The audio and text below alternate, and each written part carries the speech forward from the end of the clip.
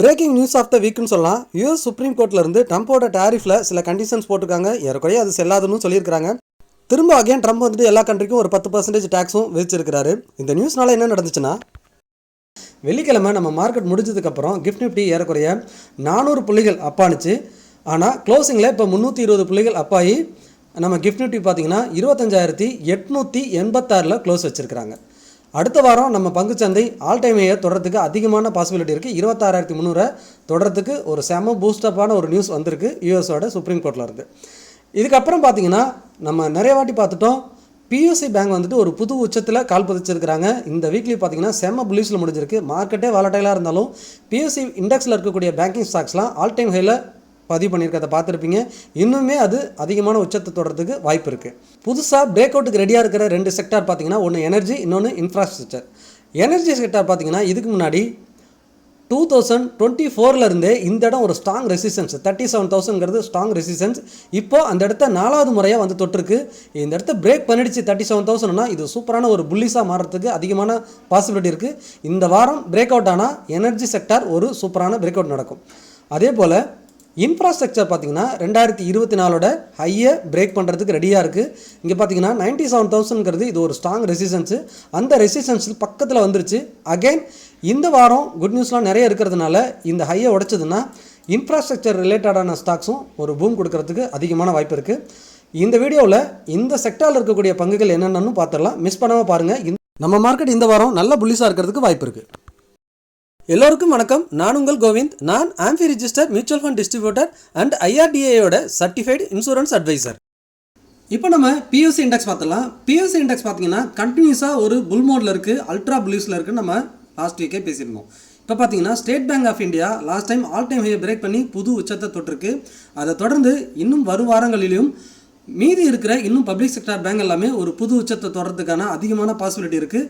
அதுக்கு எக்ஸாம்பிளாக தான் இந்த வாரம் பாருங்கள், பியூசி இண்டெக்ஸ் ஒரு சூப்பரான புல்லிஸில் முடிச்சிருக்கிறாங்க. புது உச்சத்தில் வீக்லி கேண்டில் க்ளோஸ் ஆகிருக்கு. தொடர்ந்து அடுத்த வாரமும் இன்னும் புது உச்சத்துக்கு போகிறதுக்கு வாய்ப்பு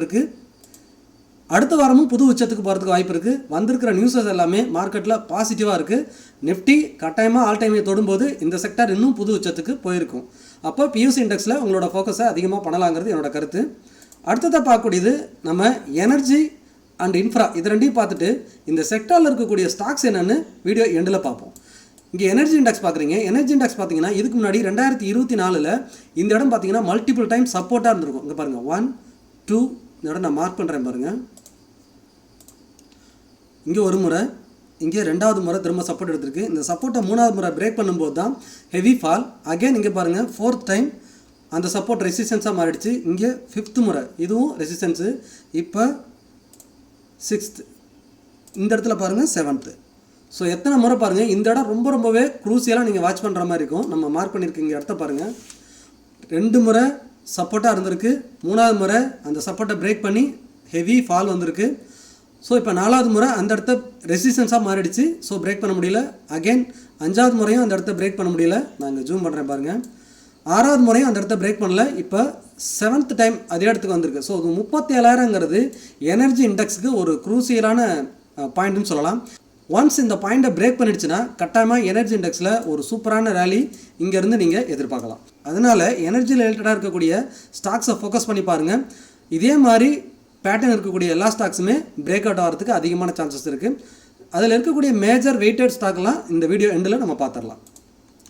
தென் இன்ஃப்ராஸ்ட்ரக்சர் பார்த்துடலாம். இன்ஃப்ராஸ்ட்ரக்சரும் பாருங்கள் 2024 செப்டம்பர்லேருந்து 2024 செப்டம்பர்லேருந்து 9,700ங்கிற பாயிண்ட் வந்துட்டு ஒரு க்ரூசியலான பாயிண்ட், ஸ்ட்ராங் ரெசிஸ்டன்ஸாக இருக்குது. ஏறக்குறைய 1 இயருக்கு மேலே ஆகுது. திரும்பவும் அந்த இடத்த இங்கே 1 2 3 4th டைமாக அந்த ரெசிஸ்டன்ஸை தொட்டிருக்கு.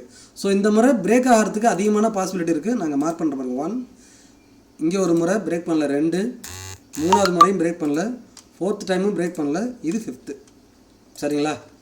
இன்ஃப்ராஸ்ட்ரக்சரை பொறுத்த வரைக்கும் இந்த முறை பிரேக் பண்ணுறதுக்கு அதிகமான பாசிபிலிட்டி இருக்குது. இங்கே பார்த்தீங்கன்னாலும் ஒரு கப் அண்ட் ஹேண்டில் ஃபார்மேஷன் தெரியுது பாருங்கள். ஸோ இதை பிரேக் பண்ணிச்சுன்னா அகெயின் இந்த ஹை என்னவோ அந்த ஹைக்கு இங்கே டார்கெட் கொடுக்கும்.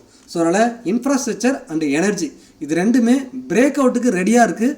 இந்த செக்டாரை ஃபோக்கஸ் பண்ணி பாருங்கள்.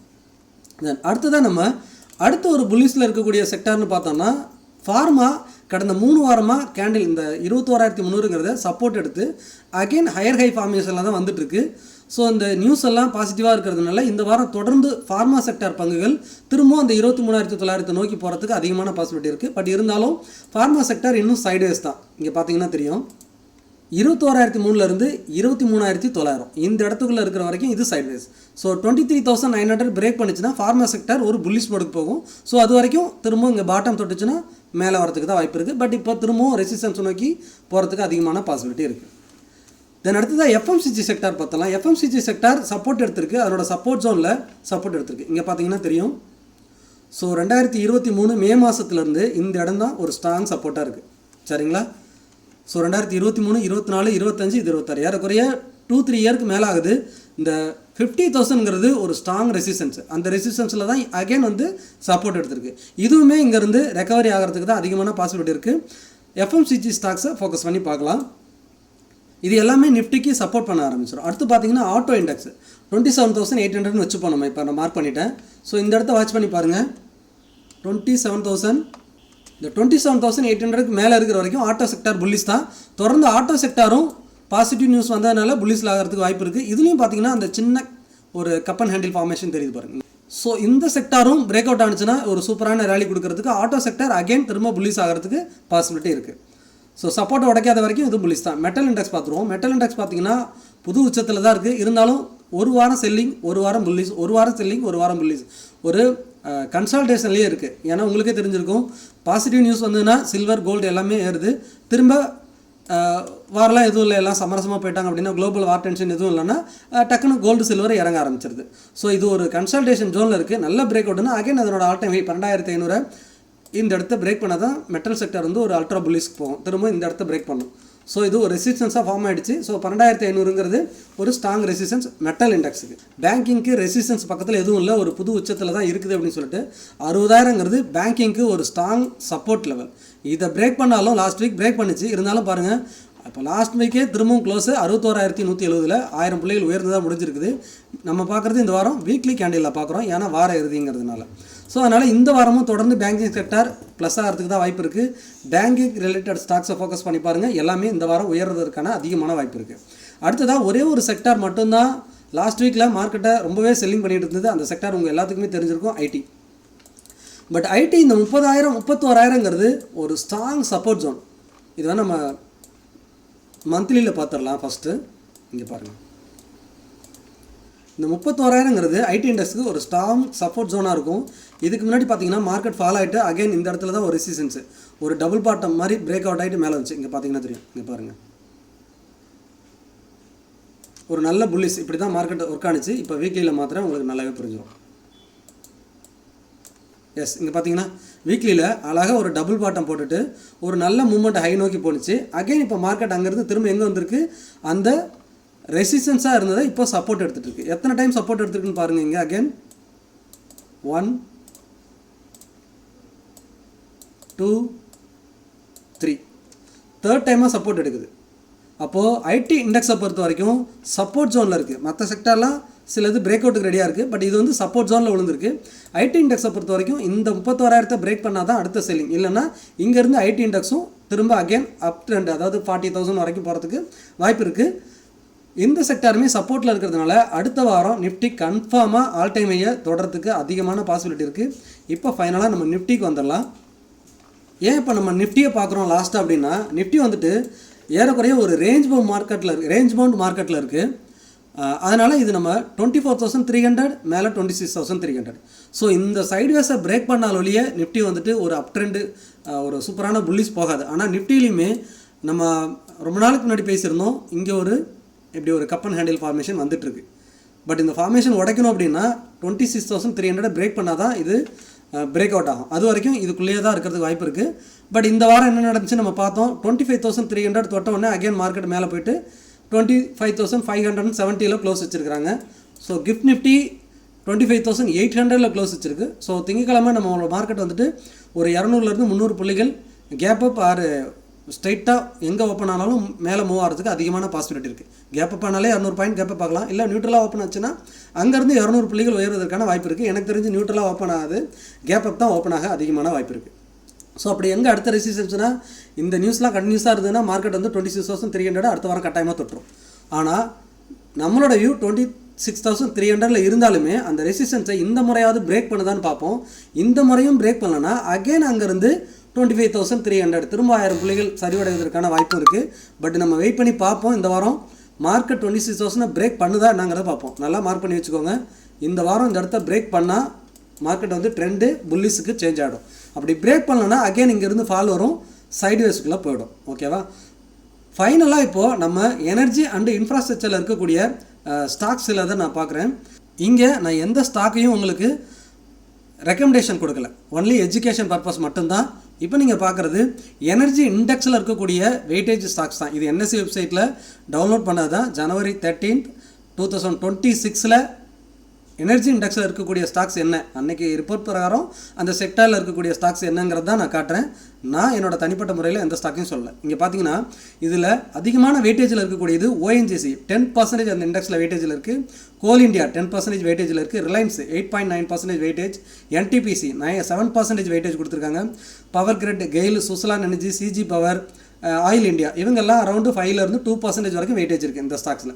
ஸோ இந்த செக்டாரில் நீங்கள் முதலீடு பண்ணணும்னா இந்த ஸ்டாக்ஸ்லாம் மூவ் ஆனால் தான் இந்த செக்டார் பிரேக் அவுட் ஆகும். இந்த செக்டார் மூவ் ஆகணும்னா இந்த ஸ்டாக்ஸ் எல்லாம் கட்டாயமாக மூவ் ஆகும். அப்போ நம்ம என்ன பார்த்தோம், எனர்ஜி இண்டெக்ஸ் வந்து பிரேக் அவுட்டுக்கு நிறைய வாய்ப்பு இருக்குன்னு பேசிட்டோம்.